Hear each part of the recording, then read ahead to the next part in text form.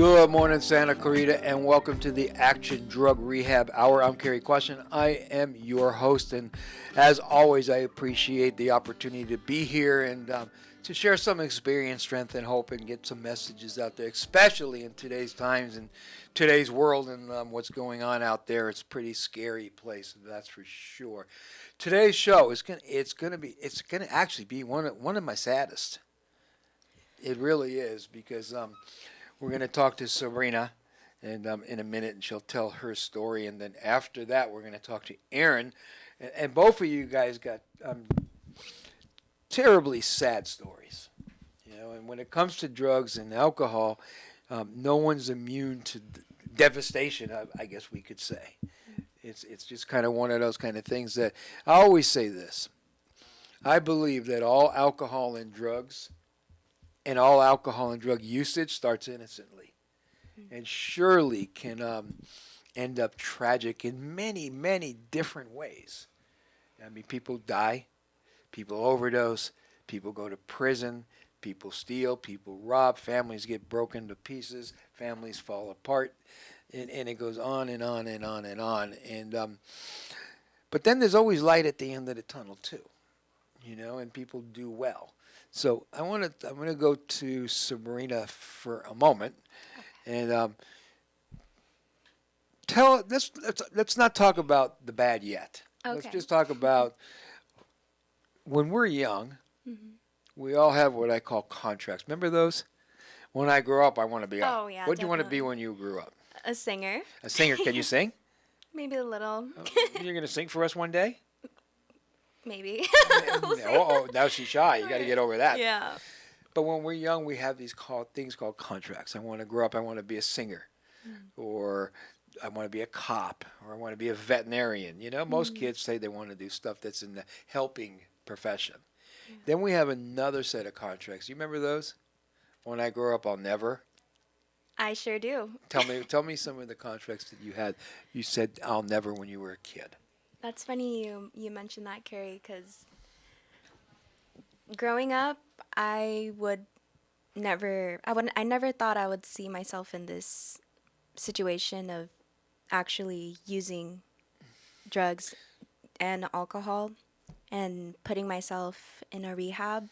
So we'll get to that in a minute, but okay. But what do you mean by that? You had contracts. You had those things that I'll never do those kinds of things, didn't you? And those were the specific things. Explain that to people, because you thought about it when you were a kid. And I mean, it starts in kindergarten. I believe that we hear that cigarette kills, that nicotine's bad, that drugs are bad. So we know we shouldn't be doing that stuff, right? Mm-hmm. So you had contracts, didn't you?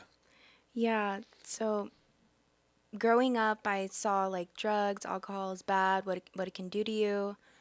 But as you get older, you go to parties, you get exposed to those things, and you end up drinking, and one thing leads to another. You're doing the thing that you thought you would never do.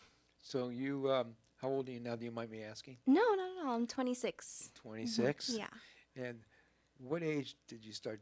What was your first drug or contract that you broke? Because a lot of times it's not a drug, it's a cigarette or a vape, and then it goes from there. What was the first contract? Do you remember? For me, it was cocaine. Okay. Yeah. That was the first thing you ever done? Oh, no, drinking. That's and what then I mean. Cocaine. What was the first thing? Okay. Remember, take me back to the first time you decided to break your contracts and either drink or smoke or whatever it was. Okay. You were sleeping at a friend's house. You were at a party. Something. Not even. It was actually. I was with family. Okay. And it was like Christmas. It was Christmas, and then my sister and my brother-in-law left. Oh, gotcha. Alcohol was there. I'm like, I'm gonna try some. How old were you? Surprisingly, I think I was 20. Okay. Yeah, I wasn't really a drinker like that. Right. 19 or 20, and they assumed that wasn't my first drink, but that really was, and it was a mess, and I liked it. It was a mess one. It was a mess, but I kind of liked it. And the way it made me feel, like I didn't feel sad or anything. Okay. Yeah. See, that's kind of the problems with contracts and people that use or drink, because what happens is we go through life and we're trying to figure out who we are and where we fit and how we belong. Yeah. And if we have any kind of an addictive personality or self-esteem issues, this one drug or alcohol pops in, we drink it or smoke it or take it, and all of a sudden we feel, whoa, good. Yep. How do you tell somebody at any age that something that makes them feel good is bad? Does that make sense? Yeah. Something that makes you feel good is temporary, and I believe that you have to find that something good within yourself, because if you seek for it in a drug, in an alcohol, it's only going to make you feel good for a little bit, but it's going to bite you in the butt and make you feel worse. It sure backfired on you, didn't it? And I'm still trying to find that thing that I'm missing. Well, tell everybody how we met. Let's go there. Okay. And then we'll back up and we'll go forward. We're going to play with this. And then we're going to go to Erin. Okay. Okay, so this was a really hard year for me. This year I lost my mom, and then my brother last month to addiction. He overdosed. And I can say that it was after my mom passed where my life was spiraling down, When was that, hon? my mom passed in February of this year. So sad. I mean, seriously, I'm so sorry for you and your family. That's a terrible Thank you. loss. It's What happened to her? She had cancer, yeah. But for her, we were more prepared for her. She was in course. hospice care. They let us know that she was declining, and we were more prepared for that. But for my brother, As much as you can ever be prepared oh to lose your yeah, mom. absolutely. But for my brother, it was tragic. It was just tragic. Tell me what happened. So, a little backstory. My brother used to live here in California, and he had some issues with addiction himself. And he moved to Texas to get away from that, to start fresh and do better, which he was. He gained weight. He was doing amazing. I would have never guessed anything bad. He was living in Texas for about 8 months, and in the 8th month, his roommate found him on the floor in his closet, and it turns out that he overdosed. And being in Action in the program, I've learned that when users stop after a year and they relapse and they do their drug of choice, it can really be harmful because their body's not used to that amount. It could really kill them. What happens is people chase the high. Yeah. So once somebody decides, you know what, I've been clean for a long time, I've been clean for a month or a year, but I want that feeling again, and one time won't hurt. What happens is your mind wants more than your body can handle. Just a little bit more would be okay. Just a little bit more, I want that feeling, but your body can't handle that little more. And that's how we lose so many people.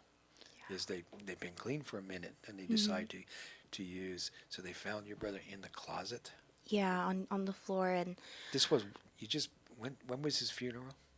Oh goodness, it's like a week ago. Last Thursday. Yes. So how have you been? Oh gosh.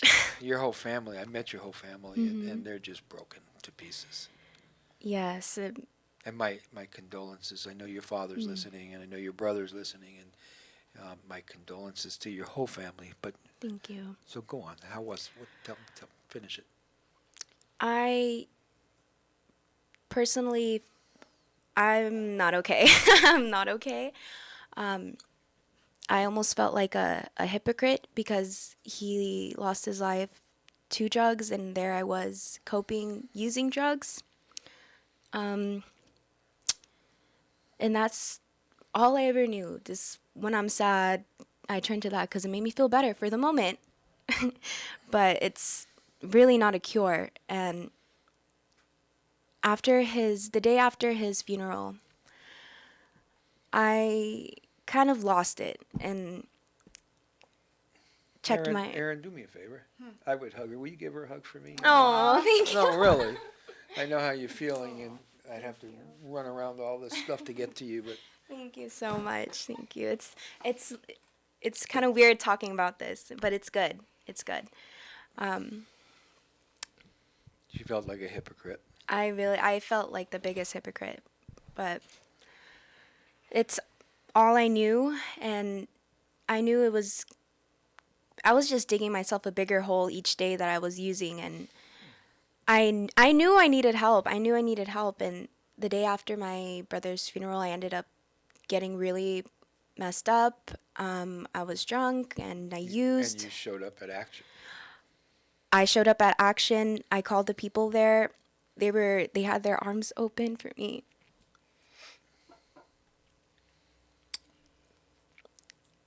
Sorry. It's okay. And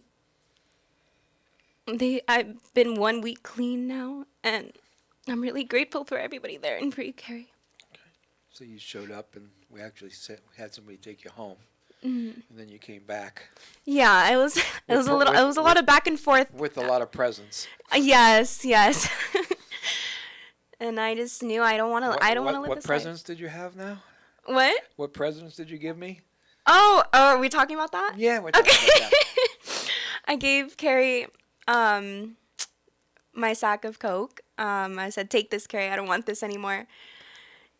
Even though I knew I had another one in my bag. Yeah, about 10 minutes later, you disappeared to the bathroom, so I sent my counselor to the bathroom after you, and she came back and gave me more presents. Yeah. But that was the last of it. And But I want everybody to know is that you also were screaming and crying, and what you were screaming and crying for was not your cocaine. You wanted help. I did. Talk about that. I knew that I didn't want to live this life anymore, and it's just not right. I have a 3-year-old daughter. That you love to death. Absolutely. And I just want to better myself for her and be the present mom she deserves. And I just knew I was going down a really bad path, and I couldn't stop. I tried to do it myself. Like I can't do this by myself. People don't understand why people need to go to rehabs. Explain that hunger inside when you got that feeling of getting high, that you got no choice. Explain that. You know, like we all think we can do things all by ourselves. Oh, I don't need that. I can do it by myself. Why can't I do it by myself? Because you're not getting the support that's in a rehab, that you really, things that you don't even know, that you don't even know about yourself. That addiction is a disease, and it's like cancer. It needs to be treated. A person with cancer can't just go to radiation for 10 days. They need to complete it. And that's like what rehab is. So Thursday, your funeral. Friday, you showed up at Action, really crying, screaming for help. I grabbed you and put you in rehab. Your dad showed up, and your brother showed up, and your family were there, and you got what a lovely family and a lot of support. And we put you in rehab Friday, and today's Monday. Wow, I mean, that's kind of like, did the dust even settle yet? Do you know where you're at? Like in rehab? Yeah, I mean, do you know what's going on even yet? Or are you still cloudy, or you know what I mean? I was able to make myself a routine there, and I'm taking this seriously. I know, I check every day. I've been calling every day on you, twice on Sunday. Yeah, like I'm taking this seriously. I want to come out of Action like a new person who can cope healthily. You're a pretty amazing person, you know that. And you know what? You're stronger than you think you are, and you're doing better than you think you're doing. And it takes a lot of heart and a lot of guts to do what you've done. I mean, you showed up at a place where you knew you were going to get some kind of help, that you'd get attention fast. And you did. And you're in a safe place right now. And we're gonna make sure you're okay before you leave. I promise you that. Thank you. How are you feeling? Seriously. Like right now? Yeah.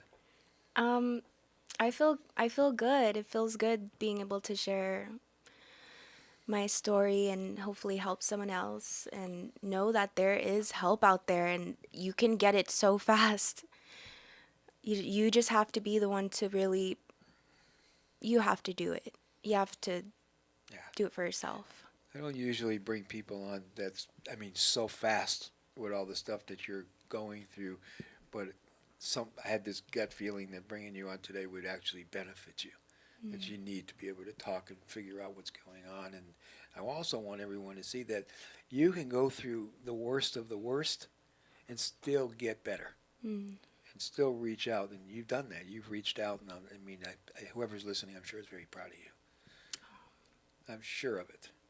And we're going to talk to Erin in a minute. She's got a completely different story. But if anybody is interested in calling in and being part of our show, you always can call in at 661-298-5481.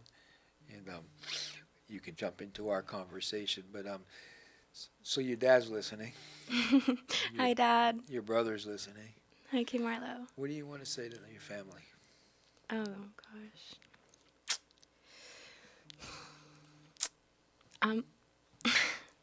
I can't thank you guys enough for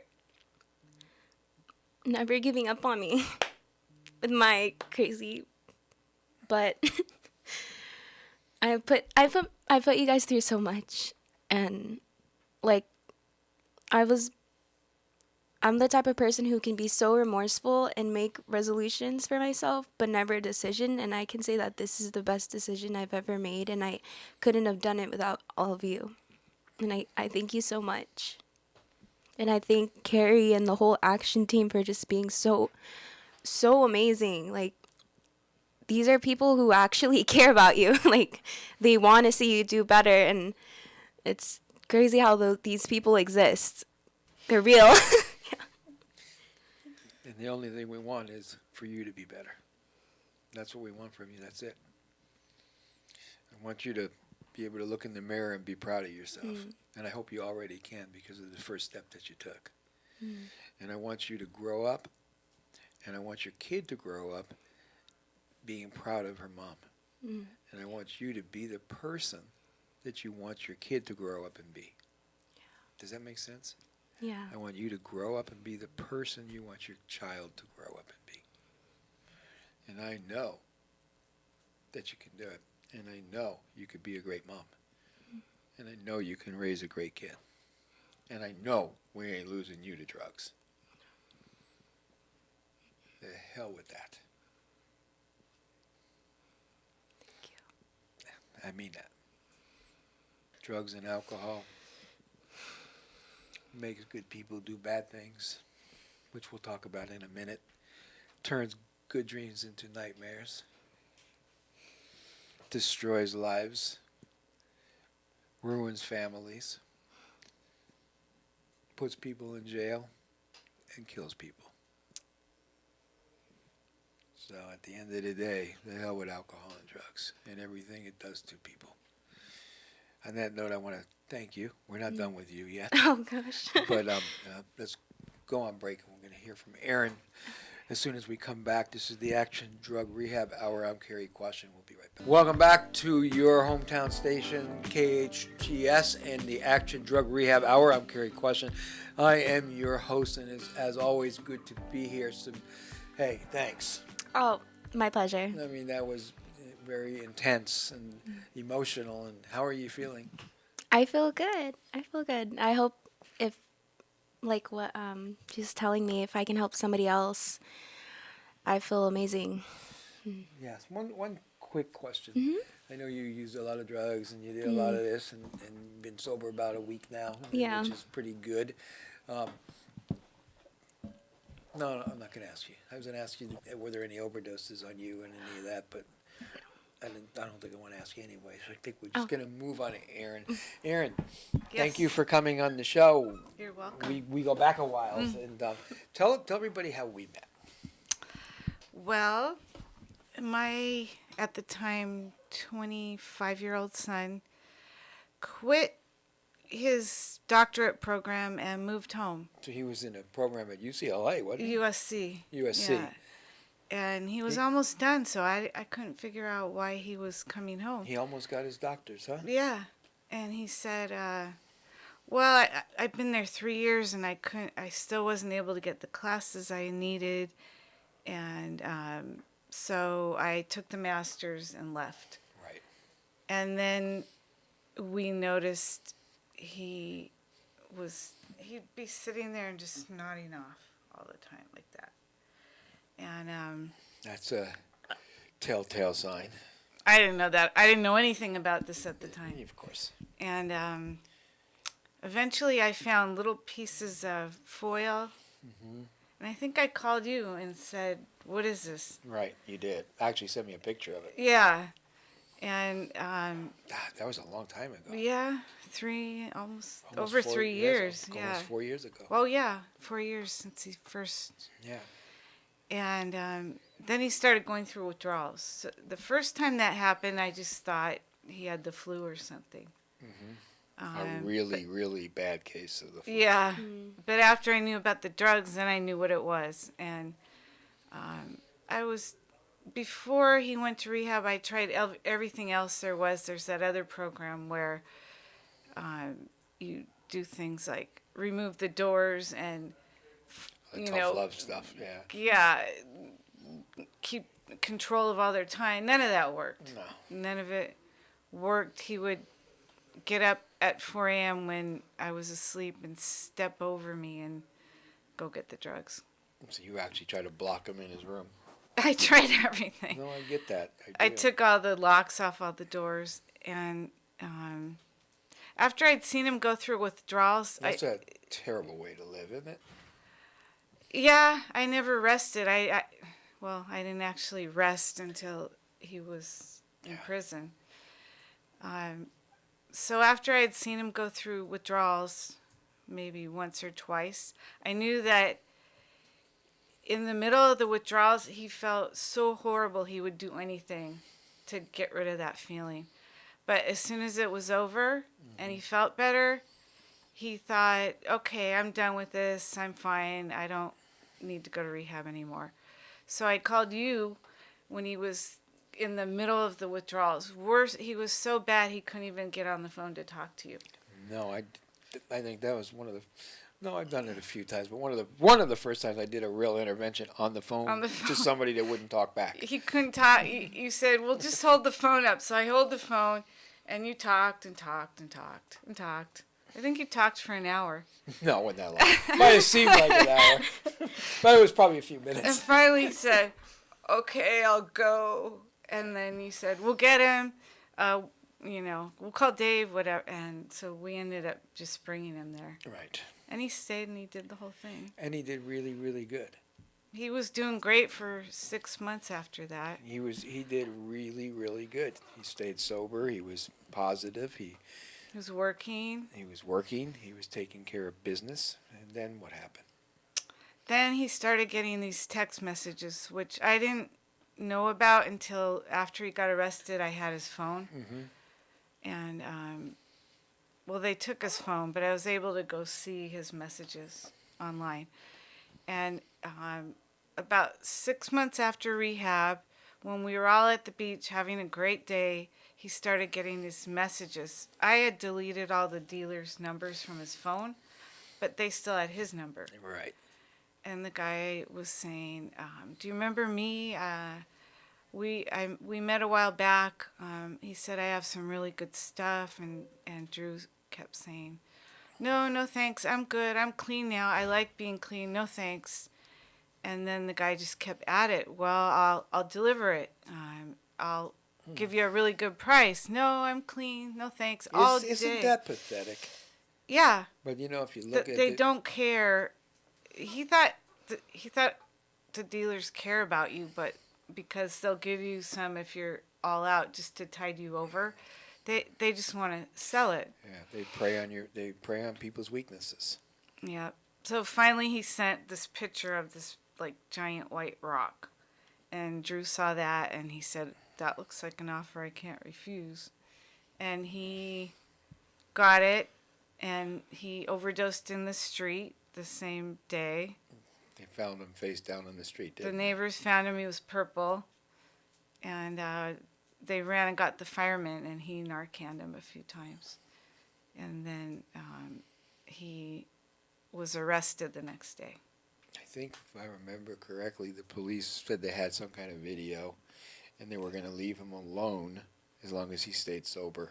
But they found out that he overdosed, and that was that. They didn't really have enough to blame him, but they had been following him for a year, which he had no clue about. But they had been reading his messages, listening in on his phone calls, following him around for a whole year, trying to get him to lead them to a dealer.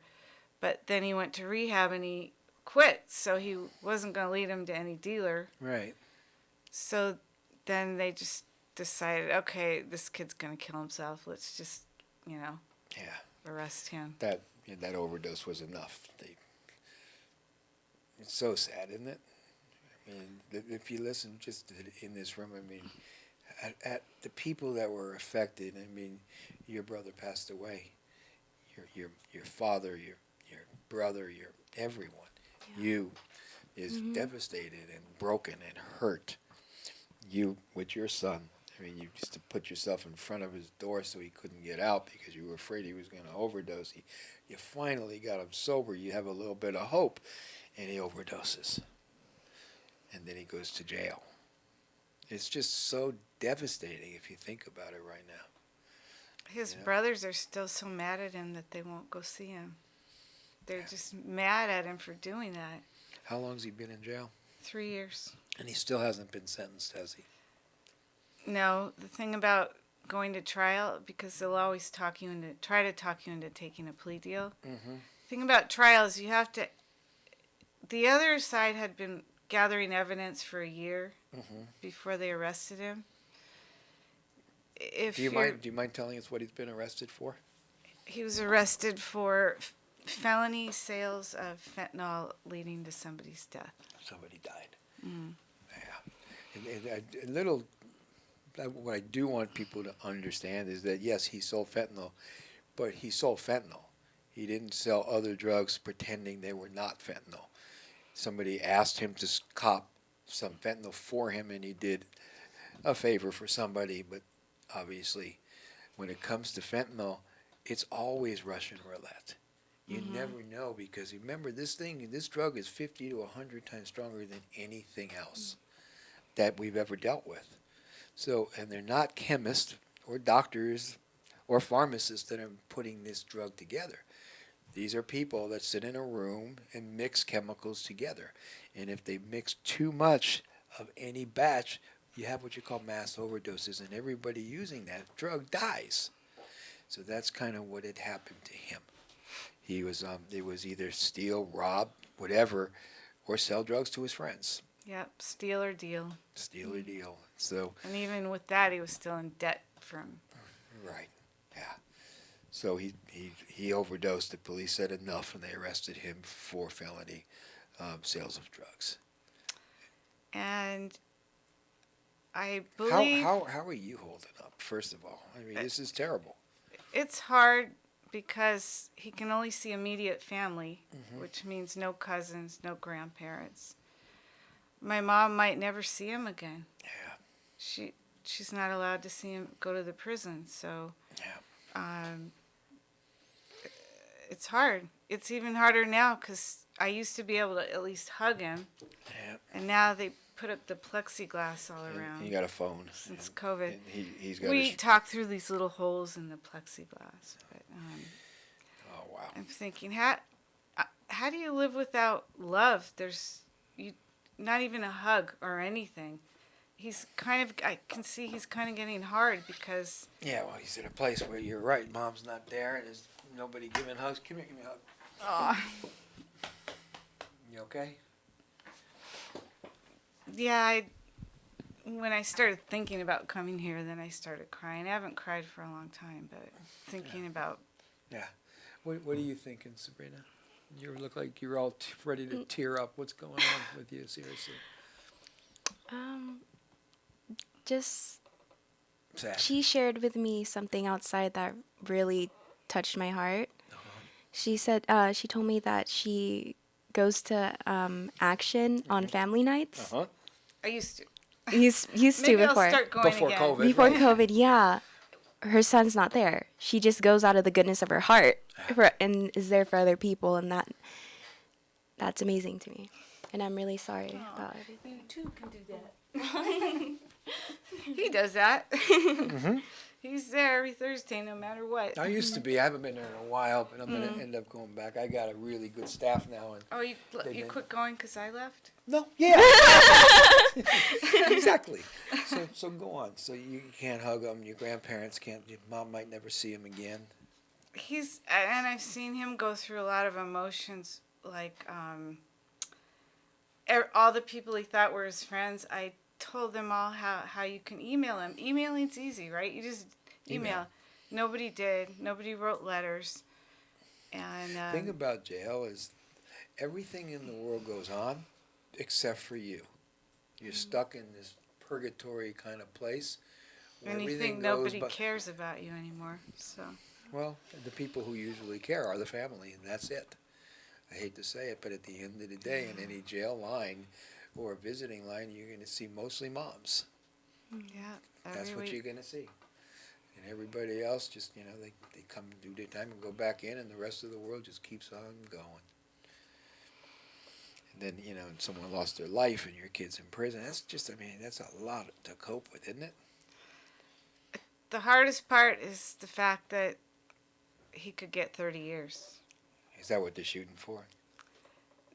We don't know yet. He hasn't been to trial. His attorney is still trying to get the evidence he needs to prove that it Right. wasn't what Drew gave him that Right. did it. But Yeah, that takes a long time. it does. I know. What message do you want to give out there?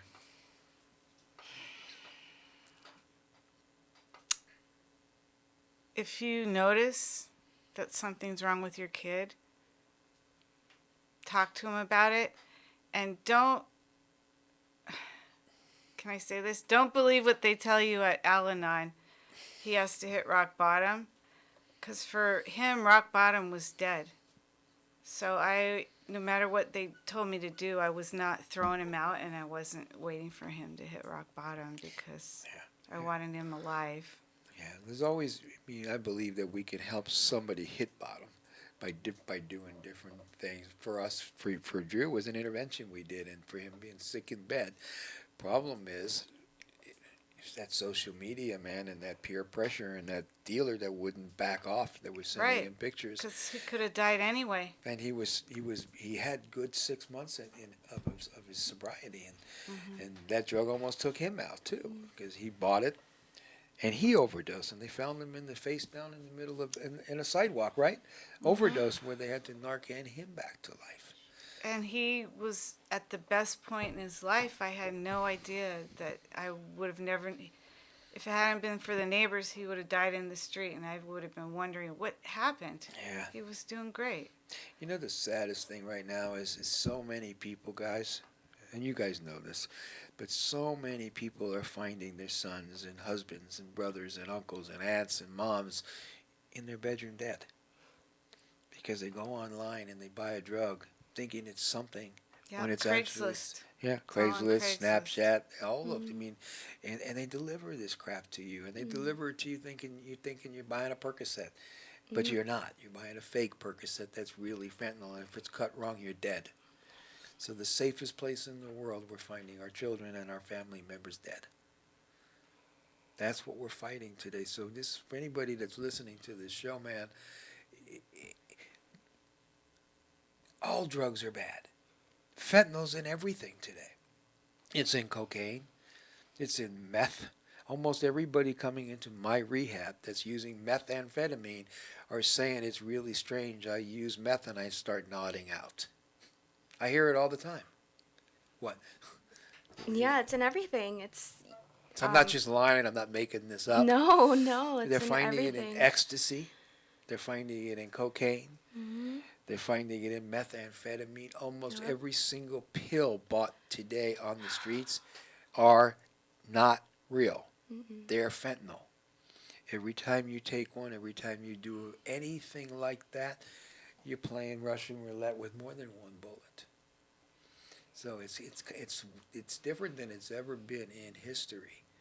There are no real drugs. And I mean, everybody is saying, well, how do you fix this? Well, it starts with education, number one.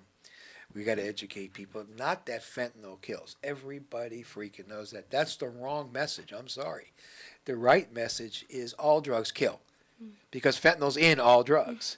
So if we tell people fentanyl kills, and they go, yeah, I know. What about cocaine? What about meth? Yeah. What about ecstasy, where fentanyl sneaks into?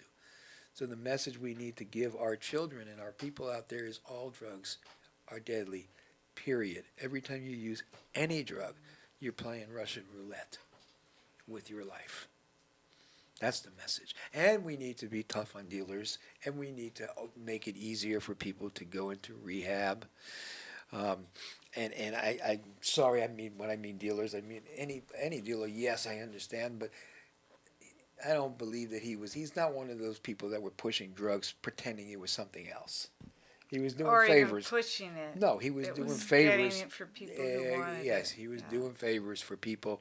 Still not right, but different is what I'm trying to say. So, and 30 years is a long time. Yeah. It's a long, long time. But and we also need to allow, I hate to say it, doctors to rewrite prescriptions again, because people that really need prescriptions can't get them. So what do? They hit the streets for them. And we have so many things in place now. DEA can watch all the doctors. They know who's writing prescriptions. They know who's overwriting. They know who's good and who's bad. They know who's getting too many prescriptions. So allow people to treat pain correctly, because if we don't have that kind of a full approach, be tough on dealers, make it easy to go to rehabs, let doctors write prescription, educate, we got trouble. We're going to lose more and more people than we've ever lost before, and this thing's going to mushroom a lot more than it already has. We need to figure out what to do about the underlying cause of why they're doing it. Why are they depressed? Why are they anxious? Why are they have no social life? Or Right. And we can talk a little bit about that. I know we have to go on break, so we will be right back. Welcome back to the Action Drug Rehab Hour here on KHTS. I'm Cary Quashen. I am your host. I really want to thank you guys for coming on, Sabrina and Erin. I mean, your stories, I know whoever listens are going to touch their lives. That's for sure. I'm a little worried about Sabrina. I mean, you've got that look like. No, I'm good. Are This is ya? new to me. Yes, this is new to me. Thank you for having me on. It's How many days sober do you got now? like 7 Oh, a week. yay! isn't that a chip? Thank you. So Thank you. I want to bring you on like every month. Okay. No, I do, because I want people to follow you, Okay. follow your story. I don't want you to be a statistic. I want you to be a success. I want people to see that there is still successes in this world, and we see many of them. You hear about the ones that we lose, but you don't always get to watch people be successful, and I want people to watch you be successful, and I want you to grow up. You're 26, you said? Yeah. But I want you to grow up to be the person that you want your child to grow up and be. And this is a message for anybody out there, families especially. Listen to me. If you have a child and they're doing things you don't think they should be doing, become the person you want your kid to grow up to be. So if you're doing all the things you don't want your child to do, look in the mirror. Look good and hard, because do what I say, not what I do, doesn't work. Their children are kind of like computers, man. They take everything in, and when they're taking in negative, that's what they learn. That's what we're programming in their brain. So let's start programming them good stuff. You know, it's also when you guys are together, stay together. You ask why people are doing what you're doing. Every time I went to a restaurant the other day, right? Actually, right down the street. My favorite little vegan Mexican restaurant, La By my Churrita. house, Oh, yeah. I love that place. With the- But I watched this guy come in, a guy and his father. They came in, they sat down, they looked at the menu, They ordered the food, and they never got off their phones. They didn't talk Oh no. the entire time they sat there, except for one comment. Then they got up on their phones and left. And I'm like, I was with a friend of mine, Lance, and I said, they didn't talk, they didn't say anything. So even when we're together, we're not always together. So if we want to change this, man, families need to really be families. You know, we need to do things together. We need to play together. We need to eat together. We need to pray together. We need to do all those corny things that people used to do before social media exploded and took over. I'm not saying social media is bad, but a 14-year-old child in every home, last thing they do before they go to sleep is say goodnight to their friends in person. Right. First thing they do when they wake up in the morning before they use the restroom, unless they bring their phone to the restroom, is say good morning to their friends. They wave at their parents and go to school. Who's at school waiting for them? Their friends. Then they come home. In most homes, if mom and dad's even living together, they're at work. So who's waiting for them? Their friends, either in person or in person. Mom or dad comes home, says, how was your day, Sabrina? It was good. How was school? It was okay. You have any homework? I done it. Are you hungry? I ate. That's a 2 or 10 minute conversation is what most parents spend with their teenagers today, and they go back to their room with their friends again. So peer pressure is higher than it's ever been in history. Family influence is lower than it's ever been in history. We need to change that. So, Marina, what do you want to say to anybody out there listening? You have one hell of a story, and your story can help and save many lives. What do you want to say? I want to say that I've been in rehab for a week, and the amount of things I've learned about myself and the disease that I have it's crazy, and I'm really learning only because I'm putting myself to really take it seriously. But I'm really happy. I'm really making a decision for myself to change my life, and you can't do it by yourself. You can't do it by yourself. I wish you could. I wish I I know. could. I would love to. I'd love to put myself out of business. Oh, God. Seriously, I would. I'm in business to put myself out of business. Really, I am. I would love to see no need for this program kind of stuff, you know. But unfortunately, that's not Yeah. the times we're in right now. To your folks, what do you want to say to them?